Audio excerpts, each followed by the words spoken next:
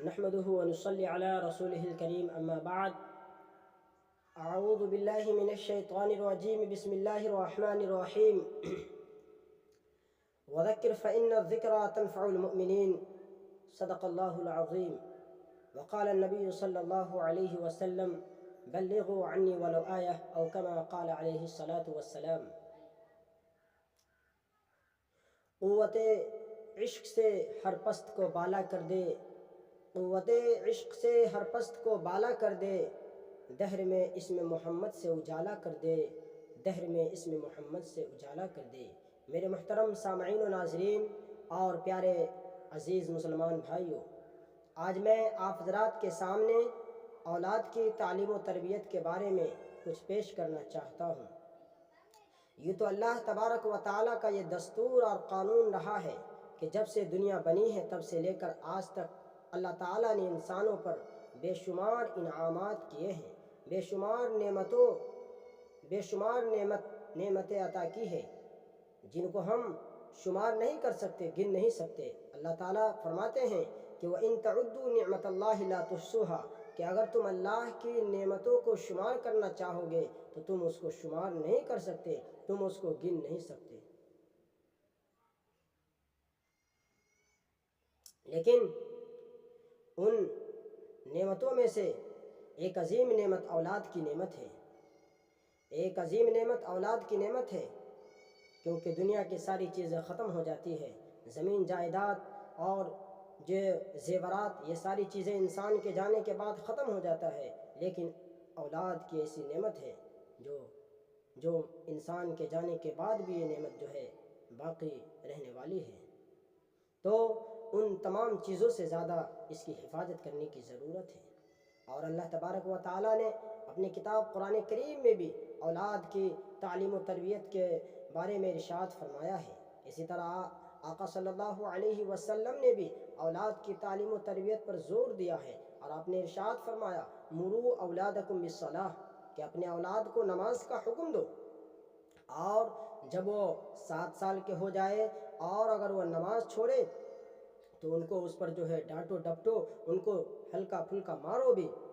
اسی طرح آپ نے جو فرمایا کہ جب وہ 10 سال کے ہو جائے تو ان کے بستر کو الگ کر دو، یہ آپ علیہ الصلاۃ والسلام نے ارشاد فرمایا۔ اسی طرح اللہ تعالیٰ نے جو ہے قرآن کریم پارہ نمبر 21 اور سورہ لقمان کے اندر اللہ تعالیٰ نے سیدنا حضرت لقمان علیہ الصلاۃ والسلام کے واقعے کو بیان کیا ہے۔ حضرت لقمان علیہ السلام نے جو اپنے بیٹے کو جو نصیحت کی تھی، جو اپنے بیٹے کو جو کچھ سمجھائے تھے، ان کو اللہ تعالیٰ نے اپنے کتاب قرآن کریم میں فرما دیا۔ حضرت لقمان علیہ السلام ایک عقل مند انسان اور ایک دانا اور حکیم انسان تھے، اللہ تعالیٰ نے ان کو حکمت عطا کی تھی، اور حضرت لقمان علیہ السلام کی جو زندگی ہے وہ قرآن کریم کے نازل ہونے سے پہلے کی زندگی ہے، یعنی جب قرآن کریم اس دنیا میں نہیں نازل ہوا تو نہیں آیا تھا، اس سے پہلے وہ اس دنیا میں آئے اور چلے گئے، لیکن اللہ تعالیٰ کو حضرت لقمان علیہ السلام کی جو زندگی گزارنے کا جو طریقہ تھا اور جو ان کا رہن سہن تھا اور ان کی جو بات تھی، اللہ تعالیٰ کو ان کی بات اچھی لگی، اللہ تعالیٰ نے ان کا تذکرہ اور ان کا جو نصیحت کرنا تھا اپنے بیٹے کو، اس کو قرآن کریم میں ذکر فرما دیا۔ انہوں نے اپنے بیٹے کو سب سے پہلے نصیحت کی، انہوں نے اپنے بیٹے کو سب سے پہلے نصیحت کی، سب سے پہلی نصیحت یہ کی یا بنیا لا تشرک باللہ ان الشرک لظلم عظیم۔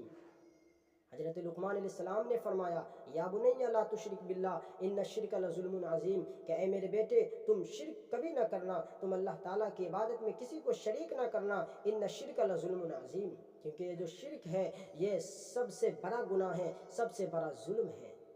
اور دوسرے نمبر پر فرمایا یا بنیا انہا ان تک مثقال حبۃ من خردل فتکن فی صخرۃ او فی السماوات او فی الارض یأتی بها اللہ ان اللہ لطیف خبیر، کہ اے میرے بیٹے عمل خواہ وہ اچھا ہو یا برا، اور وہ رائی کے دانے کے برابر ہو چاہے، اور تم چاہے اس کو زمین میں کیے ہو یا آسمان میں کیے ہو یا پہاڑ کے چٹان کے اندر رہ کر کے کیے ہو، اے میرے بیٹے یاد رکھنا یأتی بہ اللہ، اللہ تعالیٰ اس کو ایک دن اپنے پاس لے آئے گا، کیونکہ اللہ تعالیٰ فرماتے ہیں کہ ان اللہ لطیف الخبیر، کہ اللہ تعالیٰ باریک بھی خبر رکھنے والا ہے، باریک سے باریک چیز کا جو ہے خبر رکھنے والا ہے۔ پھر انہوں نے اپنے بیٹے کو تیسری نصیحت کی، یا بنی اقم الصلاۃ وامر بالمعروف ونہی عن المنکر واصبر علی ما اصابک ان ذلک من عزم الامور،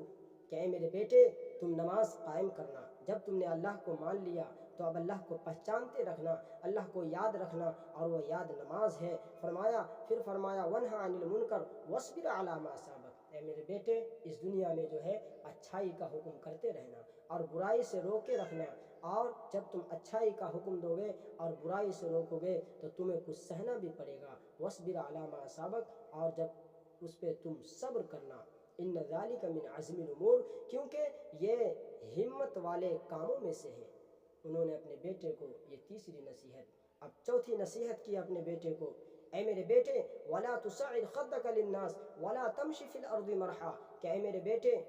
کہ لوگوں کو دیکھ کر اپنے گال کو مت پھلانا، یعنی تم تکبر نہ کرنا، اور فرمایا کہ ولا تمشی فی الارض مرحا، کہ تم زمین میں اکڑ کر نہ چلنا، ان اللہ لا يحب کل مختال فخور، اللہ تعالیٰ کسی بھی جو ہے فخر کرنے والے شیخی باز کو پسند نہیں کرتے۔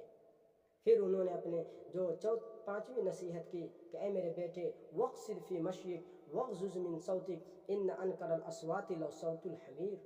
کہ اے میرے بیٹے اپنے چال کو درمیانہ رکھنا اور اپنی آواز کو بلند نہ کرنا، اپنی آواز کو پست رکھنا، ان انکر الاصوات لصوت الحمیر، کیونکہ آوازوں میں سب سے بری آواز جو ہے گدھے کی آواز ہے۔ یعنی وقصد فی مشیک، کہ اپنے چال کو درمیانہ رکھنا، کہ دنیا کے اندر چاہے کھانے کا ہو چاہے خرچ کرنے کا ہو، جو بھی جو ہے لین ہو اس میں اپنے چال کو درمیانہ رکھنا۔ پھر فرمایا کہ وغضض من صوتک، اپنے آواز کو جو ہے پست رکھنا۔ یہ چیز جب جھگڑا ہو جائے یا اسی طرح کوئی ایگریمنٹ ہو جائے، وہاں پہ اگر جو ہے دو آدمی ہو تو وہاں پہ ایسا نہیں تم اپنی آواز کو بلند کر کے جو ہے یہ دکھا دینا کہ میرے پاس زیادہ طاقت نہیں، بلکہ تم اپنی آواز کو پست رکھنا اور سمجھنے کی کوشش کرنا۔ اگر آواز زور کی آواز اگر بہتر ہوتی، اچھی ہوتی، تو گدھے کی آواز جو ہوتی ہے وہ سب سے اونچی آواز ہوتی ہے، لیکن اللہ نے فرمایا کہ ان انکر الاصوات لصوت الحمیر، کہ گدھے کی آواز جو ہے سب سے بری آواز ہے۔ یہ چند نصیحتیں ہیں جو حضرت لقمان علیہ السلام نے اپنے بیٹے کو کی تھی۔ میں امید کرتا ہوں کہ آپ جو ہے میری ان باتوں کو ضرور جو ہے سمجھ گئے ہوں گے، اور ہم بھی اللہ تعالیٰ سے آپ بھی دعا کریں کہ اللہ تعالیٰ ہمیں بھی اور آپ کو بھی ان باتوں پہ